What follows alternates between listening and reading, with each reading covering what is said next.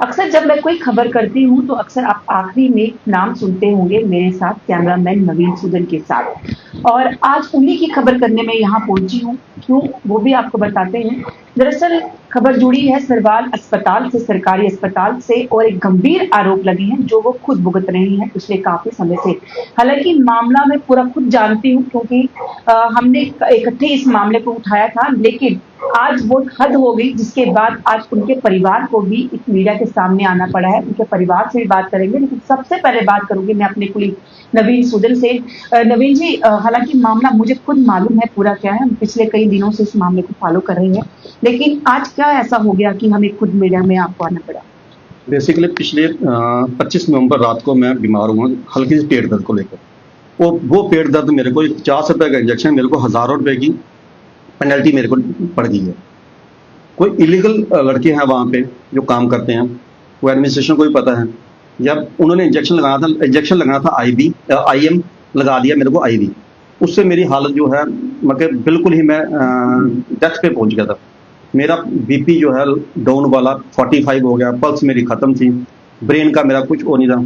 जब मेरे फैमिली वाले जैसे मेरे सुना रहे हैं कि डॉक्टर को करते हैं, डॉक्टर साहब सोई हुई हैं, जो 2 डॉक्टर इंटर्न्स हैं वो भी ISM की है शायद, जैसे वो कह रहे हैं। लगाया इन बिटवीन मेरा बेटा उन लड़कों से पूछता कि आप स्टूडेंट हो? उन्होंने कहा जी हाँ जी स्टूडेंट हैं, जो जिन्होंने इंजेक्शन लगाया, जिनको यही नहीं पता कि IM लगाना था कि IV लगाना था। फिर जब हालत ख़राब हुई है, डॉक्टर ने कहा कि आनंद फन में आप इनको लेके जाओ, क्योंकि वो अपनी जान छुड़वाना चाहते थे। उनको लग रहा था कि और 10-15 मिनट के बाद ये बंदा डेथ इसको डिक्लेयर कर देंगे। मेरी फैमिली ने उठाया ना, मेरे फैमिली वालों को इन्होंने एम्बुलेंस दी है, ना ही कोई मेडिकल असिस्टेंट दिया। इनमें के इलाज कराने हम अपनी मदर का गए थे, मदर का भी इलाज नहीं हुआ। मेरे को उठाया और गाड़ी के पीछे रखा, मैं दोनों सीटों के बीच में बेंड हो गया। बड़े मुश्किल से मेरे घर वालों ने मेरे को मेडिकल का पहुंचाया, वहां से मेरे को करे, वहां पे कोई पहचान के मेरे निकल के डॉक्टर जिन्होंने मेरे को पहचाना है। और 4 घंटे के बाद मेरे को जो ट्रीटमेंट उन्होंने दिया, वहीं पे मेरे ECG जैसे घर वाले कह रहे हैं सारा कुछ करने के बाद 4 से 4.5 घंटे के बाद मेरे को हल्की सी होश आई है। उसके बाद मेरे स्वेलिंग अभी तक वो है। मैं पिछले 1-1.25 महीने से ना अपना काम कर पा रहा हूँ, और 29 तारीख से मैं और आप दोनों मेडिकल वहाँ पे सरवाल हॉस्पिटल में जा रहे हैं। हर बार आपके सामने है कि लिंगराम बस हमने बंदे पहचान कर लिए हैं, जिनमें से सारा केस बिगाड़ने का हाथ जो है डॉक्टर विशाल रैना का है, जो वहाँ पे डिप्टी सुपरिटेंडेंट है। और जहाँ पे हमारी इंफॉर्मेशन है कि डिप्टी सुपरिटेंडेंट की पोस्ट भी नहीं है वहाँ पे, फिर भी वो कहीं अप्रोच से करके वो डिप्टी सुपरिटेंडेंट लगा हुआ वहाँ पे। करने के बाद उसको कह रहा है, वो कहता है कि आप मेरे भाई हो, कोई चक्कर नहीं, इसको आप आगे मत बढ़ाओ, मैं इनको इंक्वायरी करके इन बंदों पे एक्शन लूंगा। उसने एक लड़काते करता, उसने हम दोनों का हमने दोनों वीडियो देखी, हमें वीडियो दिखाई गई, हमने बंदे ट्रेस कर लिए हैं। लेकिन जब देखा कि इसका कोई कंक्लूजन नहीं निकला, फिर मैंने 11 तारीख को रिटर्न में कंप्लेंट किया उनको। रिटर्न में कंप्लेंट करने के बाद जब 2 दिन के बाद जाता हूँ, फिर वो मेरे को कहता है यार हमने ना कमेटी कॉन्स्टिट्यूट कर ली है। लेकिन उस कमेटी कॉन्स्टिट्यूट के कोई नहीं की थी, सिर्फ वो मेरी आई वश कर रहा था, क्योंकि उसने जाना था छुट्टी। जब वो करता रहा 19 तारीख को मेरे को फिर कहता है यार बस कल मैं आपको 18 तारीख को मैं आपको रिपोर्ट देता हूँ। जब मंडे को मैं वहां पहुंचता हूँ, मंडे को पता लगता है कि डिप्टी सुपरिटेंडेंट साहब चले गए हैं।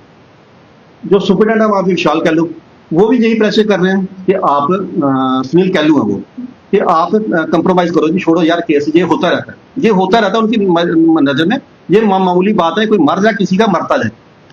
तब से लेकर मैं जब इनको प्रेशर करता हूँ, 23 तारीख को जो 5 डॉक्टरों की कमेटी बनती है, जिसमें डॉक्टर पंकज कौल हैं, डॉक्टर विशाल गुप्ता है, डॉक्टर रजनीश कुमार है, डॉक्टर कपिल वादा है, और देवेंद्र कुमार रैना है कोई फार्मासिस्ट। ये भी इतने ही शायद मजबूर हो चुके हैं कि ये 23 की कमेटी बनी हुई, 5 दिन में रिपोर्ट देनी थी, अभी तक ये रिपोर्ट नहीं पेश कर पाए। हम भी इनके सामने पेश हुए, उन्होंने कहा जी कल हम आपको रिपोर्ट देते हैं। 23 से लेकर आज हो गई है हमारी 8-9 तारीख हो गई है, वेट का स्टिल हम वेट कर रहे हैं इनका, कोई वो नहीं है। जाते हैं भाई वीडियो कहाँ, जब हमने इनसे पूछा कि वीडियो कहाँ है, वो कहते हैं वीडियो हमारे पास है नहीं। सुपरिटेंडेंट कहता नहीं जी हमारे पास 15 दिन का, मैं कहता 15 दिन का मानते हैं आपके पास बैकअप था, लेकिन जो वीडियो उसने प्रिजर्व की है वहां पे, वो ऑन ड्यूटी अफसर था, वो वीडियो क्यों वो डिलीट कर गया, वो अपने साथ क्यों लेके गया। फिर वो कमेटी कॉन्स्टिट्यूट हुई, कमेटी की अभी तक रिपोर्ट नहीं आई, ना ही फार्मासिस्ट का, अगर फार्मासिस्ट का भी सुनने में आ रहा है तो उसको गांधीनगर शायद वो कहीं रहता है, गांधीनगर से भी 8 किलोमीटर उसको पड़ेगा सरवाल में, अब उसको सुनने में आया कि छन्नी में कहीं करेंट ट्रांसफर, तो उसकी ट्रांसफर छन्नी में, उसको तो प्राइम पोस्टिंग मिल गई। ये कोई पनिशमेंट। उसके बाद उस डॉक्टर की जिस डॉक्टर की इसमें नेग्लेंसी आ रही है, जिसने एम्बुलेंस प्रोवाइड नहीं की है, डॉक्टर अनीता कोल है जी मैम कोई, और सात्विक शासन है जो फार्मासिस्ट है, इनकी सैलरी भी बंद की है। अगर ये सच्चे थे, अब हमें तो ये भी डाउट है कि शायद इनकी सैलरी भी निकल चुकी होगी। अगर इसमें सच्चाई थी, अगर ये सच्चे थे तो हमें रिपोर्ट बना के देते।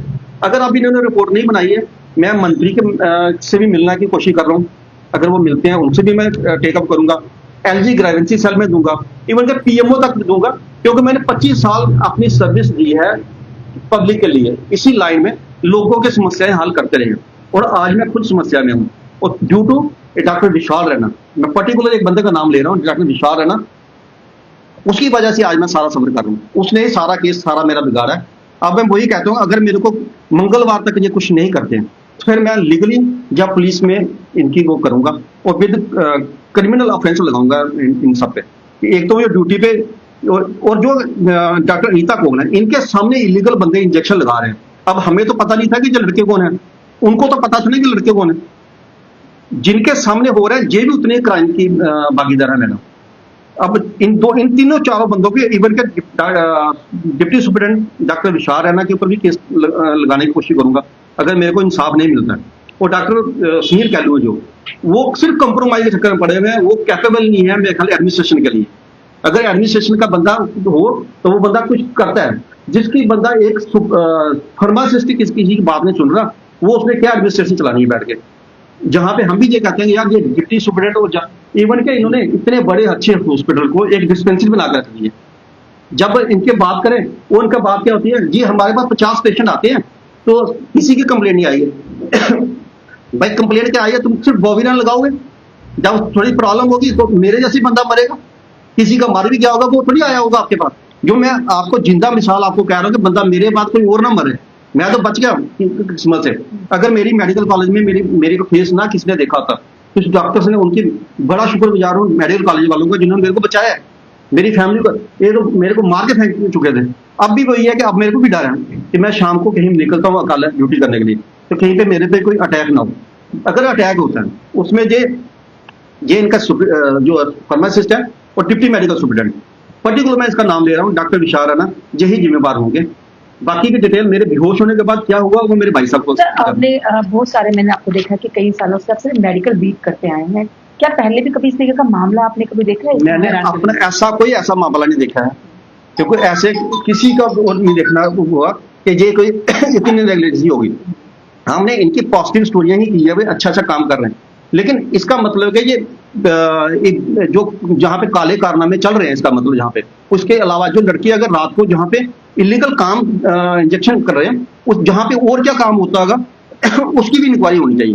देखिए इनके परिवार भी हमारे साथ मौजूद है, इनके भाई है हमारे साथ। सर हालांकि हमने इनको देखा है स्टार्टिंग से सिर्फ मेडिकल बीट ही करते आ रहे हैं, लेकिन इस तरीके का मामला, क्योंकि मैंने भी इनके साथ बहुत सालों में काम करते और मैं पिछले कई दिनों इस मामले को फॉलो कर रही हूँ, लेकिन इतना इस तरीके का मामला मुझे नहीं लगता कि कभी सामने आया हो।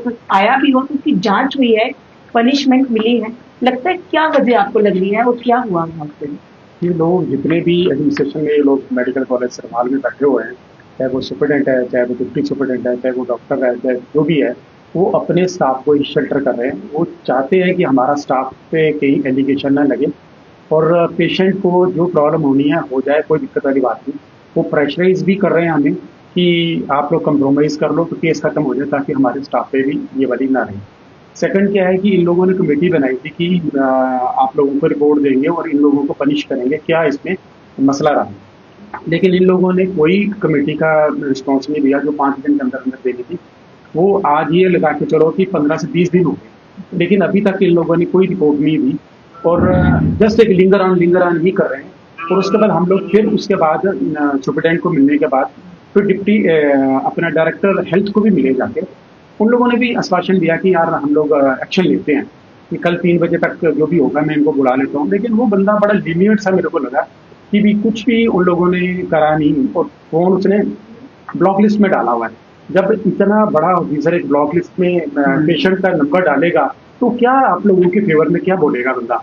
और अभी तक हमें कोई भी उसका नहीं आया इवन कल मिलने के बाद उससे पहले भी हम लोगों ने उन्हें लेटर दिया, लेकिन कोई रिस्पॉन्स नहीं। उन लोगों का बड़ा लीनियंट से वो चल रहे हैं एडमिनिस्ट्रेशन पे। ये लोग कितने पढ़े लिखे होने के बावजूद भी अगर ऐसे कर रहे हैं ये लोग, तो मैं नहीं समझता ये बड़े कैपेबल है। मैं चाहता हूँ कि कोई हायर अथॉरिटीज इसका कोई संज्ञान ले और इन लोगों के इनको ग्रिप करेगी, तभी जाके सारा कुछ क्लियर तो हो अगर पाएगा। बाय चांस अभी आपको कोई और रिस्पॉन्स नहीं मिलता तो क्या आपका अगला कोर्स ऑफ एक्शन हम लोग रहेगा? लीगल कार्रवाई भी करेंगे, लीगल कार्रवाई के लिए भी जाएंगे। हम लोग पहले वेट करेंगे हेल्थ मिनिस्टर से मिलने के लिए। अगर हेल्थ मिनिस्टर एसवाशन देता है तो ठीक है कि कमेटी कैसे गठन होगी और कौन कौन बंदा इसमें रहेगा। जो कमेटी गठित करी थी इन लोगों ने, वो लोग बेचारे हेल्पलेस हैं। वो डॉक्टर कहते हैं यार कि जो इन लोगों ने जो वीडियो डिलीट करे हैं, जो एविडेंस डिलीट करे हैं, जो फार्मासिस्ट जो 2 लड़के इलीगल थे, वो लोग इन्होंने स्किप करवा दिए कि कहाँ निकल गए। जो सार्थक शासन जो है वो अपनी ड्यूटी पे प्रॉपर था नहीं। और जब हमें इन लोगों ने ये सारा वाला जो केस बना, जब हम लोग अपने ब्रदर को लेके गए मेडिकल कॉलेज में, मेडिकल कॉलेज में उन्होंने बड़ा अच्छा ट्रीटमेंट दिया, तो चलो हम लोग गॉड का शुक्रगुजार हैं कि यार बच गया ये। हमें तो यह है कि यार बच गया, बस इतना ही काफी है। लेकिन हम लोग चाहते हैं कि इन लोगों को भी पनिश, गलती का एहसास होना चाहिए इन सबको। और हम लोग एडमिनिस्ट्रेशन से ये अपील करते हैं कि चाहे वो सुपरिटेंडेंट हो, चाहे डिप्टी सुपरिटेंडेंट हो, चाहे वो डॉक्टर है, चाहे फार्मासिस्ट है, सब बंदों को ग्रिप करके एक साइड पर करें और नया स्टाफ जब आएगा या जो भी इंक्वायरी होगी वो उसको जाके देखें, तभी जाके तो आपने आपको बता दूं कि जब भी हम कोई खबर ऐसी करते हैं किसी के पास, तो अक्सर हमने प्रोटेस्ट में ये सुना या बहुत सारे ऐसे मामले देखे हैं जिसमें लोग कहते हैं कि सरकारी काम में बहुत डिले हो जाता है, कमेटियां बनती हैं, कमेटियों के रिपोर्ट्स नहीं आती। लेकिन आज हमने इसे देखा भी है, फॉलो भी किया है कि वाकई में ही कमेटियां बनती हैं, रिपोर्ट्स नहीं आती और जांच किस दिशा में जाती है वो आपको पता भी नहीं लगता। लेकिन फिलहाल उम्मीद है कि खबर देखने के बाद स्टाफ या जो वहाँ पे अथॉरिटी है वो जरूर देखेगी और कहीं ना कहीं इन लोगों को गलती एहसास करवाना बहुत जरूरी है, क्योंकि ये सिर्फ एक नवीन सूदन की बात नहीं है बल्कि उन लोगों की भी है जो यहाँ पर इलाज करवाने के लिए आते हैं। कैमरामैन के साथ